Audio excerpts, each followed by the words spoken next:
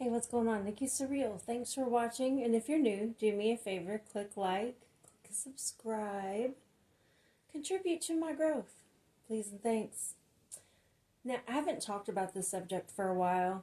I try to do it in small doses. But, topic for today, how do you co-parent with a narcissist?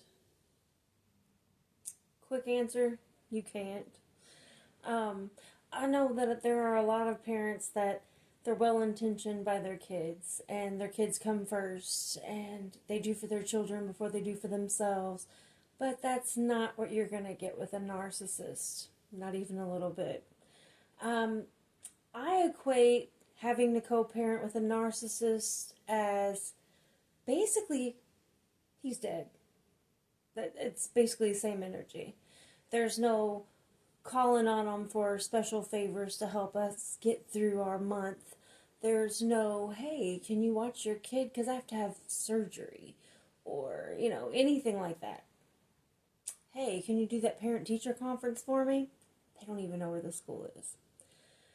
So, you basically are by yourself. Now, they'll pop up. Yeah, they'll pop up. It's usually at their own convenience. Usually they don't keep a very good schedule. And even if it's like a court-ordered schedule, you can bet your sweet tail they're not going to stay on track with that, and they're going to be late when they do show up. It's going to be a whole entire shit show. You're also not going to be able to get that narcissist to co-parent in such a way that you are a united front for the child. Oh no. They'd rather chew their own limbs off than actually be part of a team with you. No. They're out to destroy you. For nothing more than the fact that you're better than them and they can't cope. That's all that is. So understand. The best thing you can do co-parenting with a narcissist is just to not even try. Nope. There's no reason for you to communicate with them. There's no reason for you to share what's going on with your child because they do not care. They're just going to use it as ammunition later. There's no reason to tell them anything. Yes, let them have their visitations as they show up. Don't keep the kids from them. But don't go out of your way to communicate what's going on with the kid, because if they cared, they'd actually call their kids and find out. Or they'd check in with you to get an update. And they don't do that, do they? No. Mine will every few months. Usually when he's having problems at home, he'll start texting me goofy stuff. Tell them to have a good day at school, like they can't read and don't have their own phones. It's just what they do.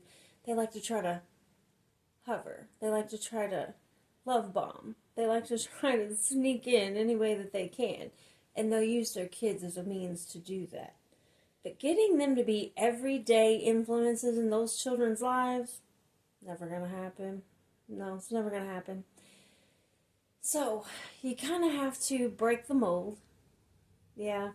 Because we say teamwork makes the dream work in normal co-parenting situations, and compromising and communicating and staying out of each other's business and only worrying about the kids.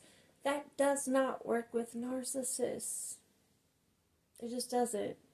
They will have all sorts of false narratives about your life and how you're raising the child, and will even have the bald-headed audacity to critique how you're raising your children. But they don't even have 5 hours a month in raising their kids.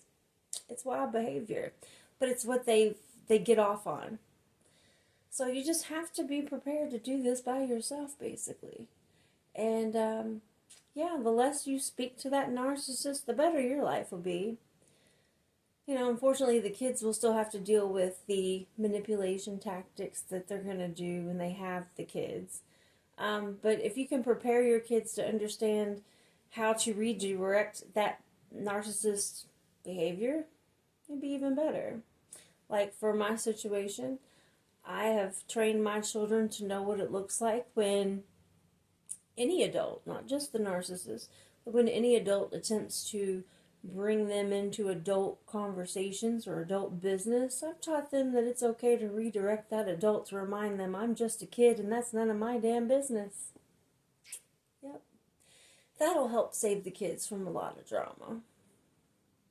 But other than that, you kind of really have to let it go. You'll be lucky if they pay the child support. Just saying, consider them Uncle Daddies. That's what I call them. Because they act about as much as a distant uncle, way more than they act like a daddy. And to them, they think that that's okay because they think there's worse out there. I don't know, fellas. I think an absent dad is a whole hell of a lot better than an inconsistent dad. Let's fuck around and find out.